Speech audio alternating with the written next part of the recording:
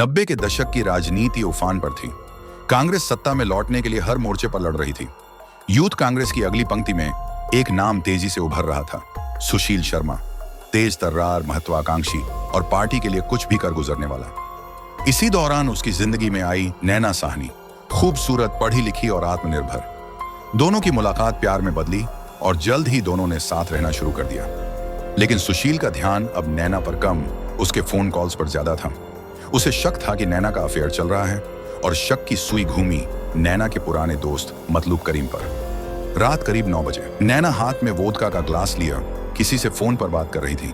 तभी घर में दाखिल हुआ सुशील। नैना ने मुस्कुराते हुए पूछा, ड्रिंक लोगे? सुशील ने सिर हिला दिया, लेकिन आंखें नैना पर टिकी थीं।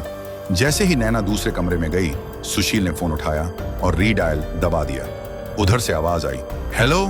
बस इतना सुनना था कि सुशील का चेहरा तमतमा उठा। फोन के दूसरी तरफ मतलूब करीम की ही आवाज थी। बस उसी पल सुशील के अंदर कुछ टूट गया। वह दराज से पिस्टल निकाल लाया। 4 गोलियां भरी। पहली गोली नैना के सिर में, दूसरी गले में और तीसरी दीवार में जा धंसी। नैना वहीं गिर पड़ी।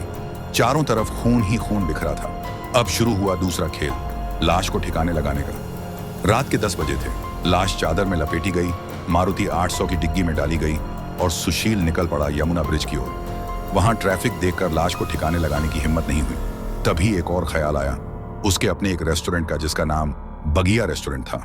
रेस्टोरेंट पहुंचते ही उसने मैनेजर केशव से कहा, गलती हो गई है, जल्दी से सबको बाहर भेजो। ग्राहक और स्टाफ को यहां नहीं रहना चाहिए। मैनेजर केशव ने ऐसा ही किया और कुछ ही देर में रेस्टोरेंट पूरी तरह से खाली हो गई। फिर केशव की मदद से सुशील ने लाश के टुकड़े टुकड़े कर तंदूर में डालनी शुरू की।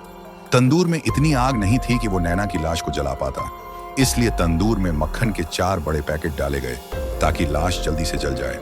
अब तंदूर से लपटें उठनी शुरू हो चुकी थीं।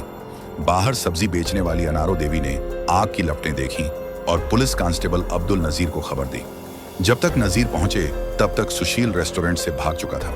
केशव से जब पूछताछ हुई तो उसने बहाना बनाया कि वह कांग्रेस के पुराने पोस्टर जला रहा था, लेकिन अब तक तंदूर से उठती बदबू ने सब कुछ बयां कर दिया था। जल्दी से तंदूर में पानी डाला गया और आग को बुझाया गया। जब तंदूर के अंदर झांका गया तो नजर आया नैना के अधजली लाश के टुकड़े। पूरी दिल्ली यह खबर सुनकर सन्न रह गई। पुलिस की 4 टीमें सुशील को ढूंढ रही थी, लेकिन सुशील लगातार अपना ठिकाना बदलते जा रहा था। मीडिया में झूठी खबर फैलाई गई कि पुलिस ने एनकाउंटर की तैयारी कर ली है। इस डर से 10 जुलाई को सुशील ने सरेंडर कर दिया। 2003 में कोर्ट ने सुशील को फांसी की सजा सुनाई और केशव को 7 साल की जेल